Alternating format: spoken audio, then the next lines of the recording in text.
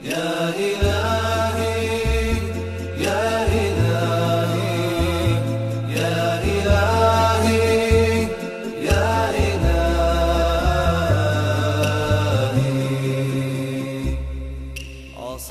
আমরা যারা পাপ কাজে লিপ্ত আছি, আল্লাহ আমাদের মনের ভেতরে সংকোচ, অস্বস্তি আর দুশ্চিন্তা অনুভব করিয়ে দেন।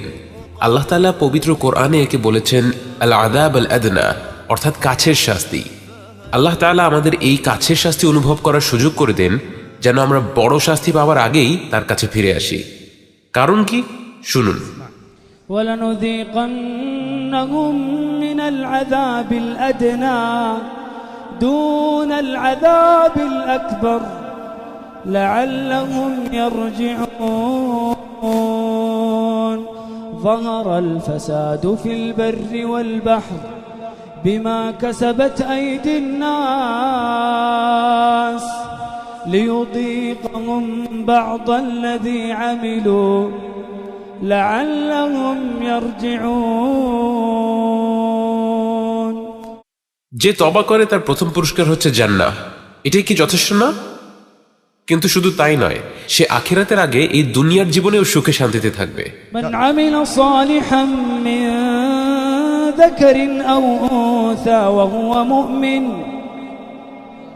فلنحيينه حياة طيبة وأن استغفروا ربكم ثم توبوا إليه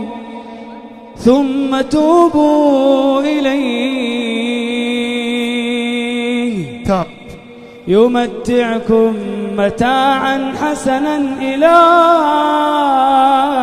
أجل مسمى। আচ্ছা ঠিক আছে, মানলাম যে আমি আল্লাহর কাছ থেকে এই পুরস্কারটা চাই, আমি তওবা করে আল্লাহর কাছে ফিরে আসতে চাই।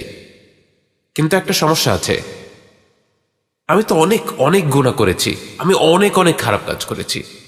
ومن يعمل سوءا أو يظلم نفسه ثم يستغفر الله يجد الله غفورا رحيما وهو الذي يقبل التوبة عن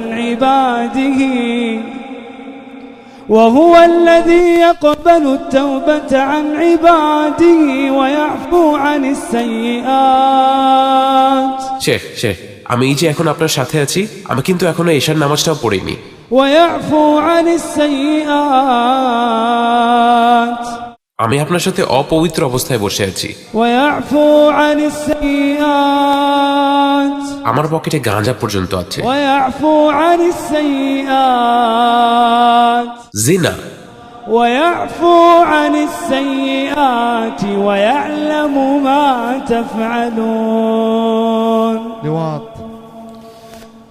إلا من تاب وآمن وعمل عملا صالحا